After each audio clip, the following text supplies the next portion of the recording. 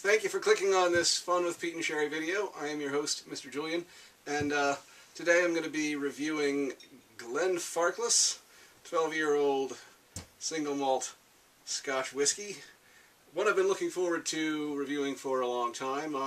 It's a malt I can't always get here in Virginia. In fact, one that is very hard to get here in Virginia. How did I get it? Well, I acquired it legally, you can be certain of that. Glenfarclas is a Speyside whiskey. It is a sherried whiskey. I believe it is a fully sherried whiskey. I don't think they use any other kind of casks. And it is a lightly peated whiskey. Like Balvenie or Aberlour, it has both the sherry and the light peat. This actually has, I found, and I was surprised, a little bit more peat than those. So perhaps more in the direction of Highland Park. Anyway, let's open this and actually see what's going on here. What do you think, Tipsy? You want to smell the cork? Ha! At the top of the bottle, I'm getting that big strawberry and grape fruit flavor that you get in a lot of sherried scotches, almost reminiscent of Macallan. I thought when I was going into this that I was going to be getting something sweet like that because of the sherry. Turns out this is a little different.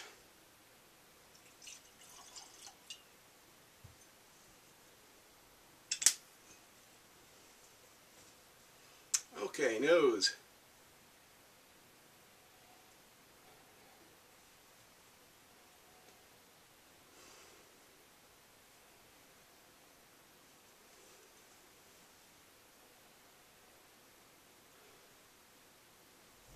Fruit, fresh fruit.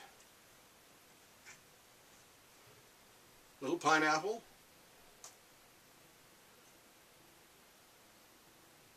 And like caramel chew candy.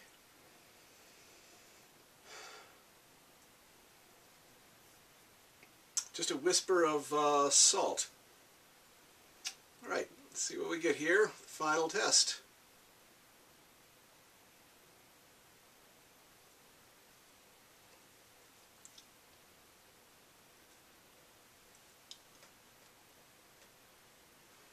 Whoa, that is rich. Rich, rich, rich. This is kind of hard to describe, so bear with me for a moment. Let's try that again, shall we?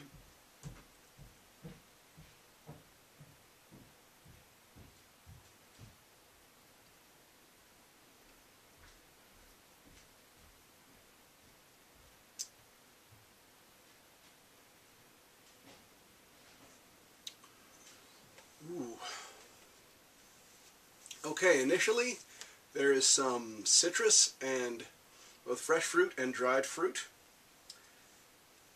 Then there is more of a really rich, a spiciness jumps into it.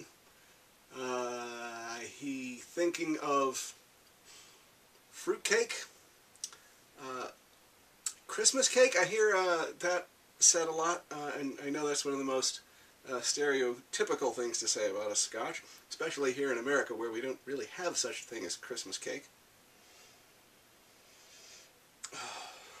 Still, it's so rich. It's got all those layers of fruitcake flavor, cherry and mint and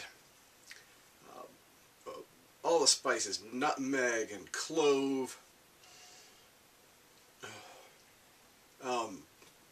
Bread and yeast, really, really, really rich.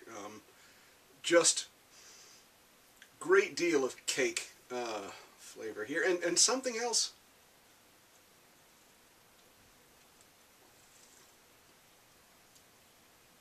Like bacon. It's in there.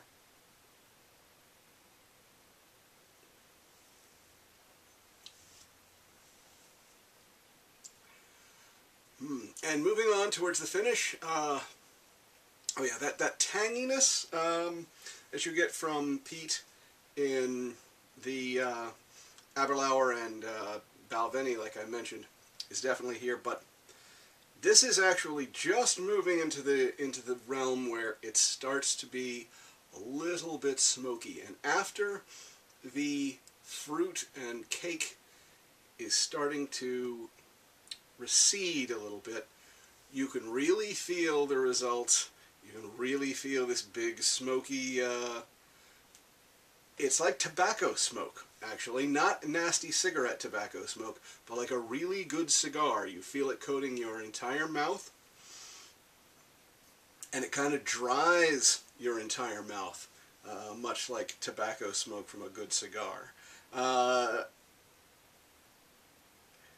This is really, really good. Wow.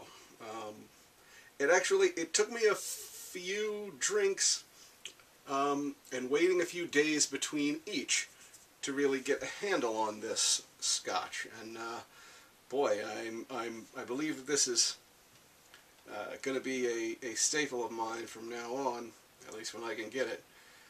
Oh man.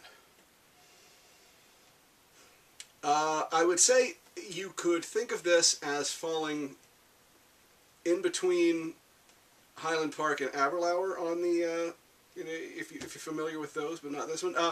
A surprising amount of vanilla and caramel is in here as well, considering that it's only sherry barrels. Or maybe it isn't. Maybe I'm wrong about that. I checked their website, and it would seem that this is entirely made and matured in sherry barrels. So we'll see. If anyone knows anything I don't. Oh boy, that's just to savor and enjoy. I tell you what, I am going to put a couple drops of water in here and just, see if that does anything else for me. Hey Moonshine, come on over here. Oh! Moonshine! You have a dead animal. Oh, it's not even dead. Guys, you gotta see this. Come here, Moonshine.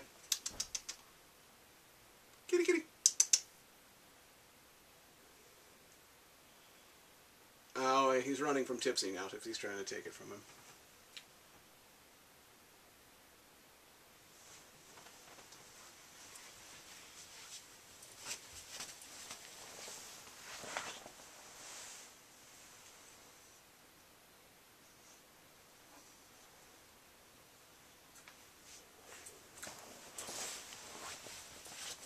Look at that. Look at that. This old cat. Still bringing me little animals. Is that not beautiful? I think you need to go outside, cat, and finish your dinner. Alright, welcome to the future, friends. It's actually been about a half an hour since I added a few drops of water to this.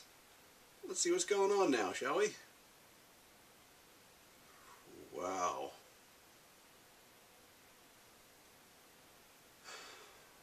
A little more citrus is opened up in the nose.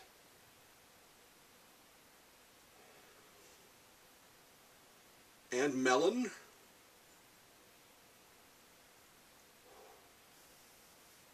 That little hint of caramel is noticeable, but in the background.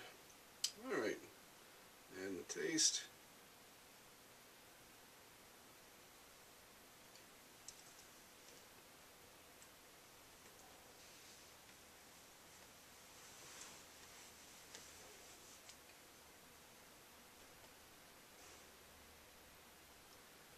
Wow.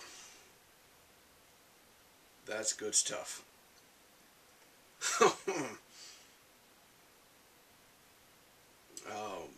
Little hints of orange, in addition to everything else I mentioned the first time around. Tangerine.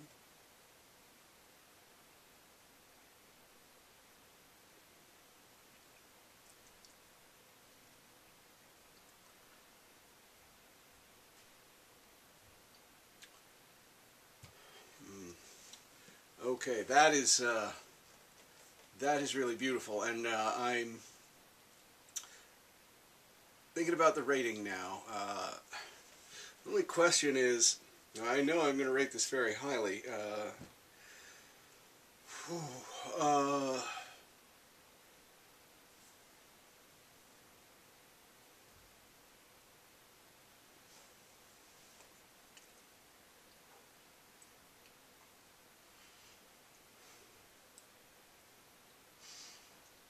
While it comes close, I don't think this is quite to the level of Highland Park, but that's not saying anything bad about it. I'm giving this an 8.9, so very high rating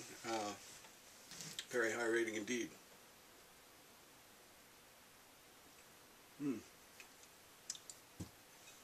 All right, and as I mentioned, times are good for Mr. Julian nowadays, so I'm going to be doing this weekly. Come back and see me next Friday, and I am going to be talking about bourbon again. And I am admittedly not a bourbon expert, but there are some bourbons I do enjoy, which I'll be telling you about and having a drink of. There are also some bourbons that a lot of people like that I don't like very much. And I am going to be naming the names, so come back and see me next week. Until next time, Slàinte mhath.